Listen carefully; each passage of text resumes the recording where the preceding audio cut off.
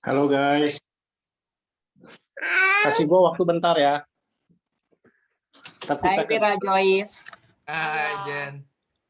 Oke. Terus mana Jen? Hah? Chris. Ada tuh di situ dia. Oke. Shalom everyone. Shalom. How are you guys tonight?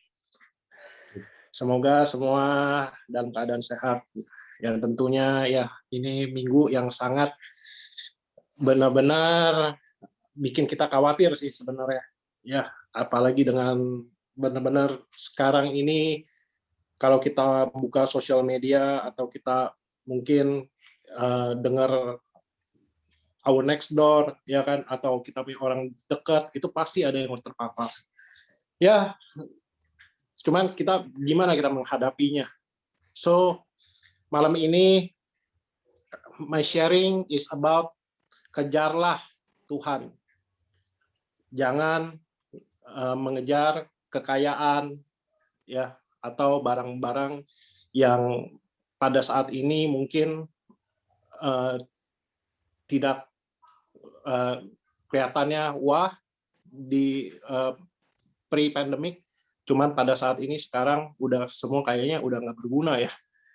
Ya, salah satu yang I want to share before this ya, menurut gua even Bos Samator ya, kita tahu Pak Arifin yang belum lama ini juga baru meninggal ya kan, itu dia juga salah satu orang yang gue sebenarnya gue kenal ya, dia juga cukup low profile, itu salah satu sosok yang juga menjadi mentor gue sebenarnya. Gue juga quite shocked ya, dia pass away despite his humble background, his contribution yang sangat-sangat luar biasa. Anyway, malam ini gue mau sharing, tunggu bentar. Tunggu bentar. Untuk dikejarlah Tuhan, jangan mengejar kekayaan. So, gue mau buka 2 Samuel ayat nomor 7, 1-3. Ya, mungkin untuk cut time short, gue bacain buat kalian nih. Ketika raja telah menetap di rumahnya, dan Tuhan telah mengaruniakan keamanan kepadanya terhadap semua musuhnya di sekeliling. Ayat nomor 2, berkatalah raja kepada Nabi Nathan, lihatlah, aku ini diam dalam rumah dari kayu aras, padahal tabut Allah diam di bawah tenda.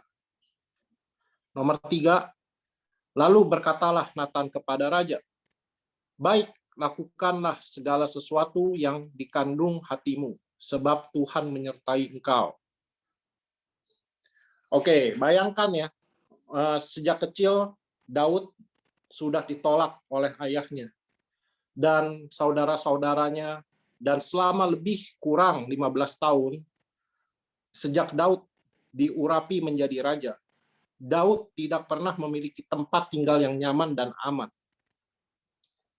Karena setiap hari selalu dikejar-kejar, hendak dibunuh oleh Saul. Sehingga setiap saat Daud harus berpindah-pindah, bahkan tinggal di gua Adulam bersama dengan 400 orang yang sedang stres. Tetapi setelah Tuhan memberikan kepada Daud segalanya yang terbaik, yang paling diinginkan oleh manusia, yaitu istana yang nyaman dan mewah dari kayu aras, sebagai tempat tinggal untuk Raja Israel, dan Tuhan mengaruniakan keamanan kepada Daud dari semua musuh-musuhnya yang ada di sekelilingnya.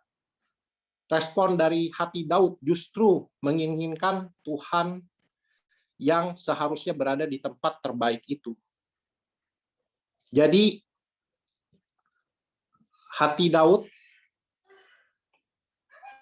tidak membanggakan istananya, fasilitasnya, kedudukannya, ya, tetapi dia selalu mengejar hati Tuhan.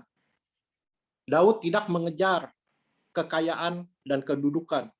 Kecintaan Daud kepada Tuhan begitu luar biasa. Bagi Daud, Tuhan itu yang paling utama. Oke, tunggu bentar ya. Dan itu prioritas dari segala antar segalanya.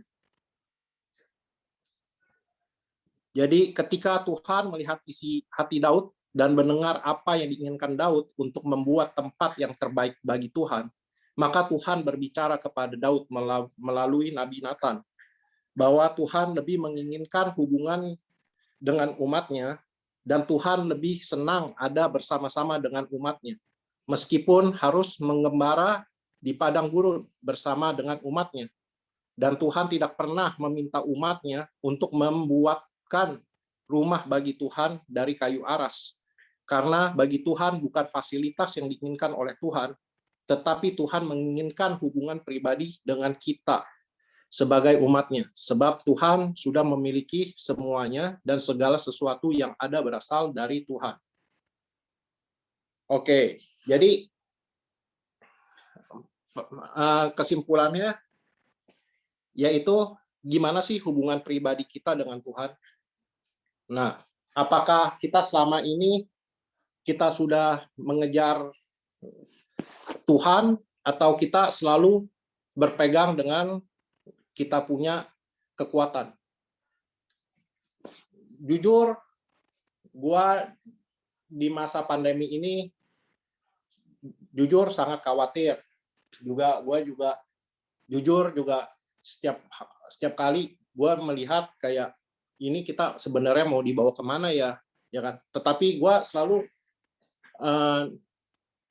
tanya juga sih sama diri gue sendiri, apakah gue sebenarnya udah berpegang penuh belum sih sama Tuhan?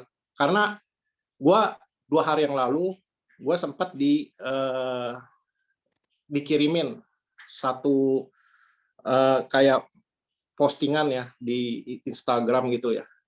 Itu videonya sih is only a 1 minute video gitu. Cuman di video itu dia bilang gini, tenang, di saat ini kita harus tenang, dia bilang.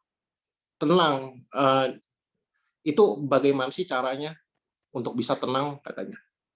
Nah, tenang itu datang kalau kita berpegangan penuh dengan Tuhan. Nah, terus gue pikir dong, berpegangan penuh dengan Tuhan itu maksudnya apa ya?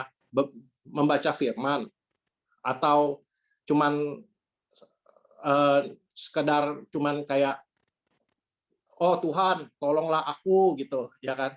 Nah, jadi gue di sini selama ini gue baru tahu kalau gue tuh belum benar-benar mengandalkan Tuhan sih. Karena gue selama ini gue juga tiap hari gue juga penuh dengan kecemasan, keraguan, ya kan. Nah, jadi berbalik lagi, hari ini gue ada question buat kalian juga.